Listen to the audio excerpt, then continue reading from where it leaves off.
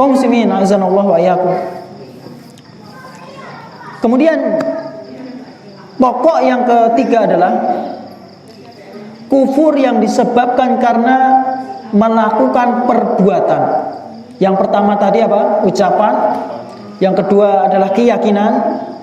Kemudian yang ketiga adalah perbuatan. Dengan perbuatan tersebut, seperti misalnya seseorang menyembelih untuk selain Allah. Tujuan dia menyembelih. Jadi menyembelih ini bukan main-main hukumnya ya, sangat besar konsekuensinya. Dia menyembelih untuk selain Allah. Tujuan dia menyembelih, walaupun dia mengatakan bismillah, tapi tujuan dia menyembelih untuk selain Allah, untuk mengagungkan sesembahan-sesembahan selain Allah, maka ini dihukumi sebuah perbuatan syirik. Ya. Karena seseorang bisa dikatakan beribadah hanya kepada Allah ketika dia tujuan dia, niat dia hanya untuk Allah Subhanahu wa taala. Karena menyembelih ini adalah ibadah yang agung. Qul inna sholati wa nusuki wa mahyaya wa mamati lillahi rabbil alamin. Katakanlah, sesungguhnya salatku, sembelihanku, hidupku dan matiku hanya untuk Allah Subhanahu wa taala. Ya, Allah Subhanahu wa taala mengaitkan antara salat dengan menyembelih. Ini menunjukkan akan agungnya ibadah menyembelih. Misalnya seseorang menyembelih, ya, ketika bangun rumah misalnya, supaya penunggunya nggak ngamuk misalnya, atau bangunan, dia berikan sesajen sembelihan untuk selain Allah. Jadi ini Bapak Ibu yang mau bangun rumah ini hati-hati.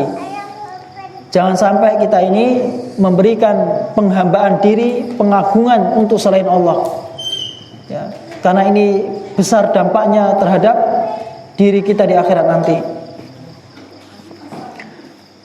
Kemudian yang keempat adalah yang terakhir, keraguan-raguan.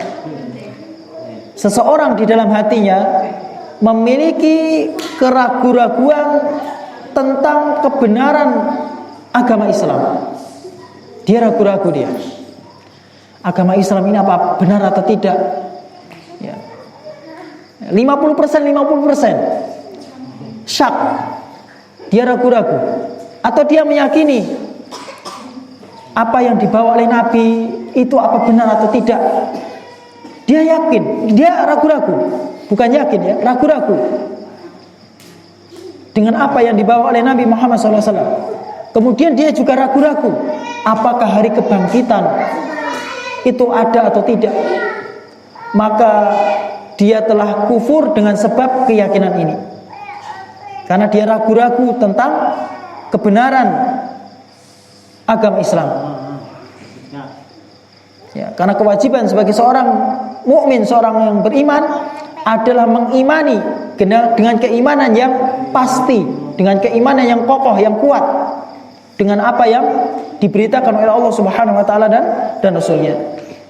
Inilah 4 poin sebagai pembukaan awal di dalam mengetahui perkara-perkara yang dapat membatalkan keislaman. Apa tadi? Yang pertama,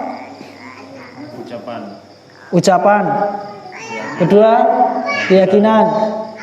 Ketiga, perbuatan. Keempat, keraguan-raguan. Inilah 4 poin usul ya, pokok dari hal-hal yang bisa membatalkan keislaman. Kita bisa menilai hal itu bisa membatalkan keislaman dari 4 hal ini. Ya, dari 4 hal ini.